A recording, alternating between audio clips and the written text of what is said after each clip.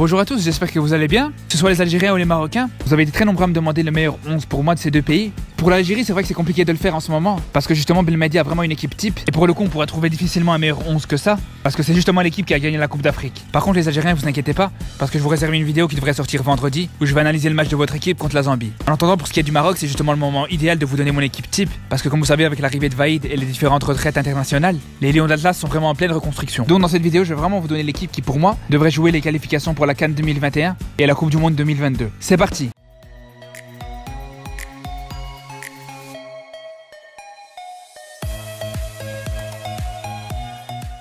Pour ce qui est du gardien, je pense qu'il faudrait de nouveau faire confiance à Mounir, parce que déjà j'ai jamais caché que j'ai pas trouvé Bono très rassurant à la dernière Coupe d'Afrique, notamment dans le match contre la Côte d'Ivoire. Mais en plus de ça, cet été il a fait un choix de carrière qui l'a vraiment mis en difficulté, parce qu'en sinon au SC Séville il a plus du tout de temps de jeu en Liga. Cette saison, il a seulement joué 3 matchs en club en Europa League. Sinon, pour le reste, c'est juste le remplaçant de luxe du gardien tchèque, Thomas Vaclik, qui est un très bon gardien. D'ailleurs, je suis vraiment étonné parce qu'on n'entend pas beaucoup parler de lui, alors que pour moi, avec Oblak et Ter Stegen, il fait partie des meilleurs gardiens de Liga. Mais bon, au mois de juin, il devrait un petit peu plus se faire connaître, parce qu'il est vraiment en bonne position pour se qualifier avec son pays. D'ailleurs, le mois dernier, il a vraiment fait un gros match contre l'Angleterre, que son équipe nationale et lui ont réussi à battre 2-1. Bon, tout ça pour dire que tant que Vaclik jouera à Séville, Bono aura vraiment du mal à bousculer la hiérarchie. Et justement, en même temps, Mounir est vraiment devenu un pilier de Malaga en Liga DOS. Après, vous allez me dire, ouais, mais Malaga joue le maintien, et je suis d'accord avec vous, mais d'un autre côté, Malaga, c'est la meilleure défense du championnat. Et ça pour un gardien c'est vraiment pas négligeable. Et en plus au vu de ses prestations avec l'équipe nationale, on sait tous qu'il a jamais déçu. Ça va faire bientôt 5 ans qu'il joue avec le Maroc et il a fait qu'une grosse erreur. Et encore c'était en match amical contre le Burkina où il est rentré en deuxième mi-temps. Ensuite en latéral droit, on a assez rigolé, il faut arrêter avec les Dirar, les Chibek et tout ça. Il y a Mazraoui qui est clairement en train de faire les beaux jours de l'Ajax en Champions League. Donc le Maroc a vraiment pas le droit de se passer d'un joueur comme ça.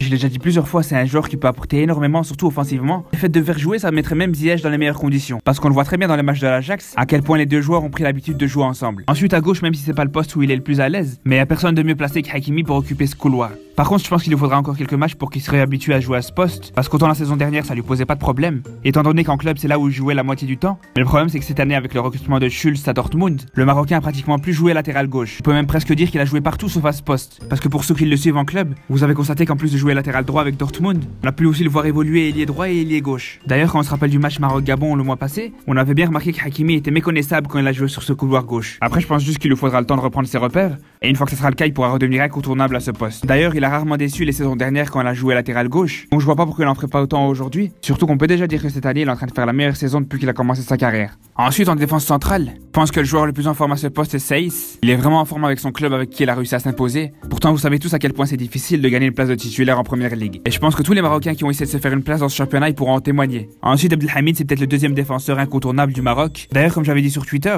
la défense de Reims, c'est la meilleure défense de Ligue 1 devant celle du PSG. Et c'est vraiment une statistique à prendre en compte. Après, bien sûr, je dis pas qu'Abdelhamid est le meilleur défenseur de Ligue 1, mais quand on sait qu'il dirige la meilleure défense du championnat, et quand on voit ses prestations en Ligue 1, on se rend vite compte qu'il a largement les épaules pour s'imposer avec l'équipe nationale du Maroc. Ensuite, en milieu défensif, après la retraite d'El Ahmadi, j'avais beaucoup d'inquiétudes pour la relève à ce poste. Mais franchement, le jeune Sofiane Amrabat, il est vraiment en train de me surprendre. Je peux pas vous mentir, mais les saisons dernières, j'ai vraiment pas été séduit par ses prestations avec le Maroc. Mais là, pour l'instant, dans tous les matchs qu'il a disputés avec l'équipe nationale cette saison, j'ai trouvé qu'il a vraiment progressé d'une manière surprenante. On peut vraiment dire que son prêt en Italie lui a fait beaucoup de bien. D'ailleurs, cette saison, il est en train de devenir plus que le petit frère d'Amrabat. Ensuite, à côté de lui, je vais mettre un autre joueur que j'attendais pas. C'est Adel Taarabt. Lui aussi, pour l'instant, sur tous les matchs qu'il a joué depuis l'arrivée de Vaïd, je trouve vraiment qu'il fait un sans faute. Après, il est plus vraiment dans le même registre qu'avant. C'est plus le même Taarabt qui va prendre la balle et dribbler pour éliminer 2 ou 3 joueurs, même si par moments il se fait aussi plaisir quand il a l'occasion de mettre un petit pont. Mais là où il apporte énormément, c'est dans sa qualité de passe vers l'avant. Et c'est vraiment quelque chose qui fait énormément de bien à l'animation offensive du Maroc, et je trouve même que c'est la seule petite lueur positive dans le jeu offensif depuis l'arrivée du coach Vaïd. Ensuite, en tant que meneur de jeu à la pointe de ce triangle, je mettrais Ziyech. Je le préfère vraiment en tant que milieu offensif qu'en tant qu'ailier. Parce que pour moi, quand t'as un joueur comme lui avec une qualité de passe tranchante, c'est vraiment du gâchis de le faire jouer sur la dernière ligne. Parce que ça va juste l'isoler sur un côté